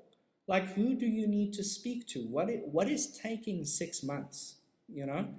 Are there 5 different people that need to sign off? Tell me. I'll go to all 5 of them. I'll get all 5 of their signatures, and I'll do it today. Let's not do the 6-month thing. So, at Summarize as well, bureaucracy is not something that exists. We've got obviously a little bit of a structured system where we've got, managers, and we've got content creators, and we've got tutors, but everyone knows that if you have a problem, you can talk to me directly. Send me a WhatsApp. I'll respond quickly, because I'm so deeply frustrated by bureaucracy issues, such as what happened last year. And it kills me, because thinking back now, if we have a Not Next event today, or let's say coronavirus wasn't even a thing and we had it today, it wouldn't be as big of a deal, because the topic is past. It's not in the news anymore, really. People aren't talking about it as much as they were that week. So we had this small window in which we could make the biggest impact, and we lost it because of a reason which I think is stupid. So I agree with you. And you've been involved in a couple different protests. I remember I went home that day that there was the protests in the streets, and with regards to GBV and all that. I was at home. I was watching it on Instagram. People were live streaming it and so on. What was it like to be there? Be there at the time. People were emotional and so on. How did you, as a leader, did the people respect you as a leader even then in that situation? Right. So the difficulty there is the volatility of the situation in which we found ourselves. The unfortunate reality is there are those that take advantage of serious issues such as this. The amount of fake news in circulation was crazy. People would post, avoid X road, because on X road people are being abducted. Instead, use Y road. And people would use Y road. And then Y road happens to be a hotspot. So I work with the CID, City Improvement District, and you're seeing these things happen. Now the problem then comes in that if we are all simply following the first piece of information that we see, we might be doing more damage than good. In relation to what was happening at the time, I attended the visuals, but I did not attend the protest. And the reason for that is because the protests were not well thought out. And to colleagues who were engaged in the process, while that was happening, I was on campus seeing to the various other matters. So for example, there was a case, I'm sure you remember Studios at the Net, where there was a young man that somehow got his hands on the master key, and he was doing absolutely despicable actions. So for example, while the protests are happening, I was in a car driving to court with some of the victims. And my perception was, in the absence of structure and truthful information, there is a big possibility that we're engaging in a redundant action. So the actions that I took part in at that time was always directed towards ensuring that we are adequately assisting students. So I was attending safety forums and mentioning, this number plate is in circulation. Is this an issue? Look into the street corner, look into that corner. So that's what I was doing at the time. Now, the issue then comes in that on a lot of the information that became very heavily popular, it's literally a situation where half of it was true and half of it was false. And the difference then comes in what if someone gets hurt that shouldn't have gotten hurt? What happens then? Which is why, in light of everything that was happening, you'll remember we had the vigil. So my thinking at the time was, okay, students are going through the most. And right now we're up and down all over. And basically what is happening is anarchy. And we have serious issues to address. If we just go around and make noise, we do need to make noise, but we need to ensure that the noise we make brings results. So when we're following misinformation and we're making noise on that basis, we are not contributing towards solving the issue. So I convened a lot of my friends, my colleagues, activists, feminists, everyone that was better sensitized than I was. And I said, let's do this as students together on campus. And we held that vigil. So I called the vigil. You'll remember I greeted all of the students that arrived. The first thing I did after that was I passed the mic, because part of your question was, were you respected in that space? The issue is, if you're in a group of 200 people, 199 may respect you, one may not. If that one person decides to smash a window, all 199 are directly implicated, which is why the thinking at the time was, let's do it on campus, let's do it as students, and let's make noise. And you'll remember that vigil itself was trending in the news. I live streamed it, yeah. You were live streaming it. Yes, I was sitting right up there in the middle of the, up top, and I had my phone, and my phone was dying. I was streaming it on Instagram Live on faculty, because a lot of people had gone home. Yes. But we're still watching it on my side. I had a couple hundred people watching it. And I remember I was there with Ngoni, actually. Right. This was because we were on campus that day for letterbox reasons. I mean, regardless of everything that was happening, we were still in the office working. So when this whole thing started, we decided to go down and have a look and see what was going on. And when I didn't realize how big of a deal the vigil would be until I got there. And it was just packed. I mean, hundreds of people. The mics were set up. You guys were just getting ready and getting started. So I went, found a seat, streamed it, and it was pretty hectic. It was emotional. But I have to tell you, there was one thing that stood out to me that day, which I didn't agree with at all, and I'm sure that you'll agree with me. There was a person speaking. I'm not entirely sure if it was a member of the SRC or not, but there was a guy talking about, he was kind of, psyching the crowd up a little bit and telling some stories about what had happened. And at one stage he says, if we find these people, don't take them to the police, bring them to the students, and the word he used was beatings. He said, we'll give them a beating first. And I mean, I was sitting there thinking, what am I listening to? How long am I still going to be able to sit here before this turns into a complete shit show and, people start becoming violent? And I remember then, I can't remember if it was you or if it was another SRC member, but took the mic and said, listen, we don't want to, we don't want to cause any violence. This is not what we want to do here.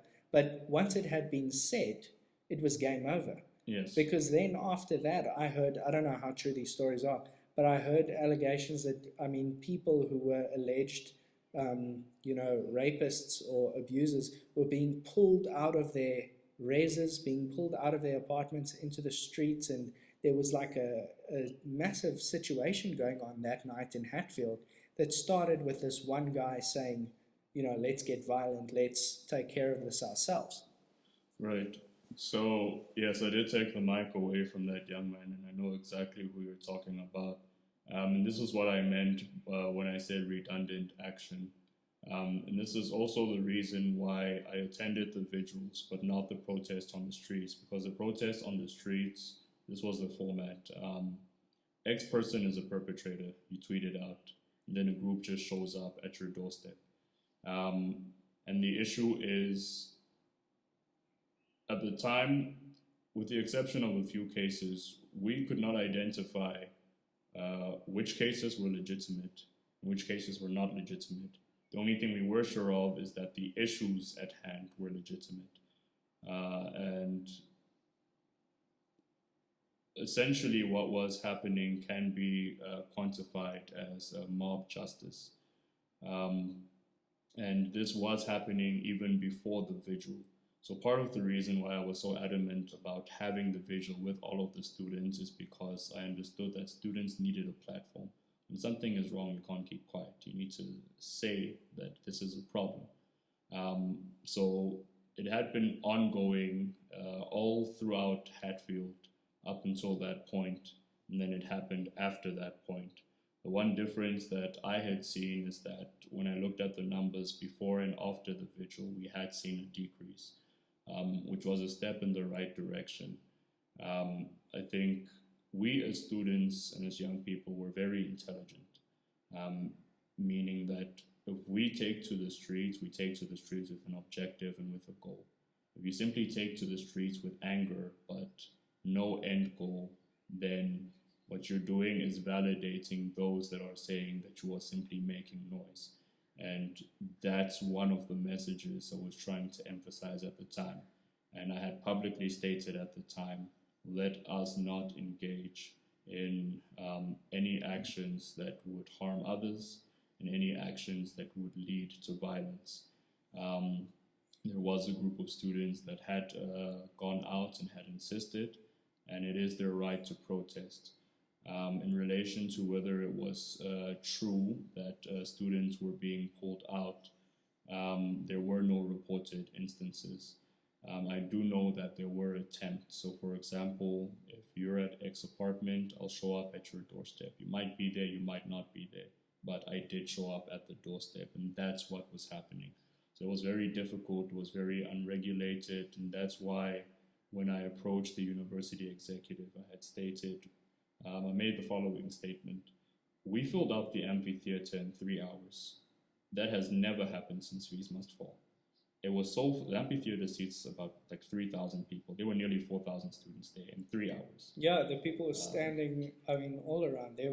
I remember the seats were completely full when I got there. I was very lucky to find, I had to ask this random girl.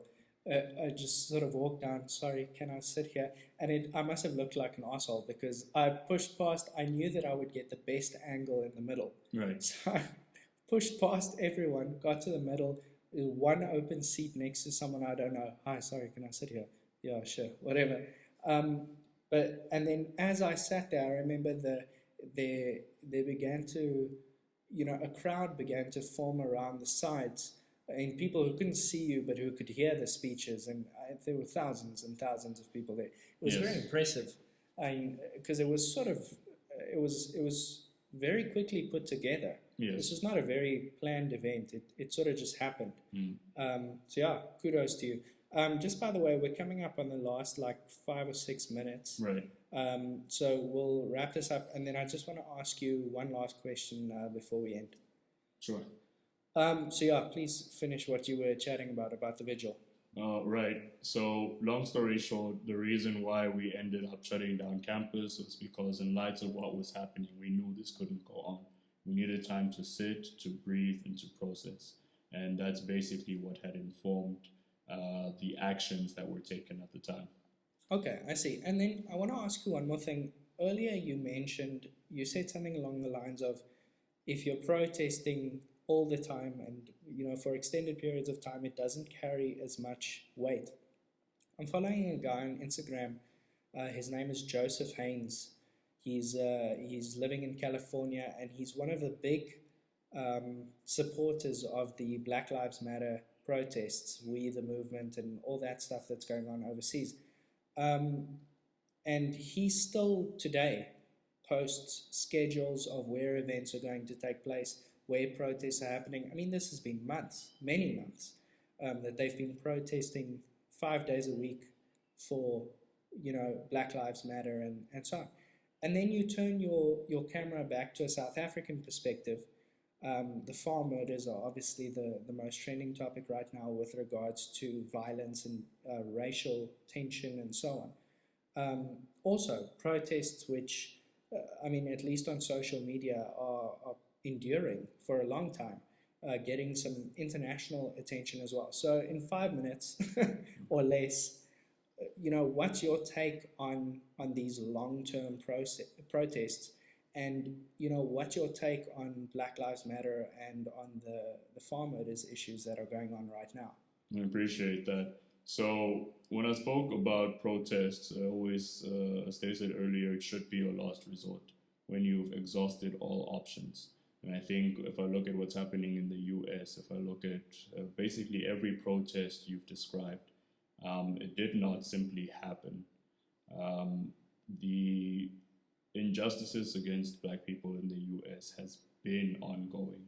People have petitioned, they've written to the police commissioners, they've written to the chiefs of different departments, and the issue has not changed. And in that instance, this is where it does become effective, because you've explored all avenues. But I still maintain, if you have not explored all avenues first, then you are engaging in a redundant action. But where you are not being listened to and you are not given the rights of day, much like our discussion earlier about bureaucracy, when you have exhausted all issues, when you've followed the processes and the processes have not worked, then you engage. And you engage until you come to a middle ground. If I use the example of the protest that we had last year, we came to the middle ground when the institution sat down and said, okay, we hear you and we're going to take into account what you've said. And then there was no need. But right now, in long-term protest, it is ongoing because there is a need and because the processes have not worked. In relation to Black Lives Matter, as well as the Senegal incident, to the farm murders, first of all, it's important to acknowledge that these instances are happening. One thing I can't stand is when I hear the phrase, I don't see color.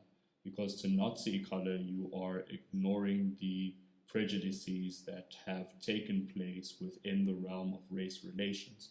To give a very sort of clear example, you and I are seated at this table right now. If I was the one that was advantaged enough to sit at this table previously, then I am the one who has been in a position of power. Now, you come and you join me at this table. The issue comes in that I was already at this table. You came and joined me at this table. We are equal in that we are at the same table, but I still have more power than you. Now, Black Lives Matter, the reciprocal is all lives matter. Saying all lives matter is the same as saying I don't see color. It is the same as speaking about equality without addressing equity. That's how I view that matter. It is important to acknowledge it is a problem and it needs to be addressed with. And the issue comes in that it's literally half and half. Half the population is claiming it is a problem, the other half is not. And we will only move forward when we agree as a collective it is a problem that needs to be addressed. In relation to the farm murders, I'm very distressed and concerned about what I'm seeing. I'm hearing statements that this issue is not happening. It's important that we acknowledge this is a problem, and the problem is happening. And my view on the farm murders is that it's a situation where I don't agree with any of the responses that I've seen, because I have seen farmers who have shown up fully armed to the T and saying we're going to have a discussion. If you bring a gun to a discussion, that does not create a conducive space. Yeah. And then I've seen angry protests, and the basis of these protests is that basically the farm murders are fake news. People are on trial as we speak. How can you attend a trial of someone who is being convicted of murder and claim that it is fake news. So what we need to do is get to a point in South Africa as well where we first of all acknowledge it's a problem, because half of us do and half of us don't. And that's the same with these social issues. Okay. I'd love to sit down with you again in a little while and elaborate further on these issues, especially post SRC president, and hear what your opinions are, moving into a more official, wider political space. But yeah, I think that is all we have time for today. Thank you so much for being here. I appreciate that. Have a lot more to say, so I look forward to further engagements. I look forward to it too. Thank you, everybody.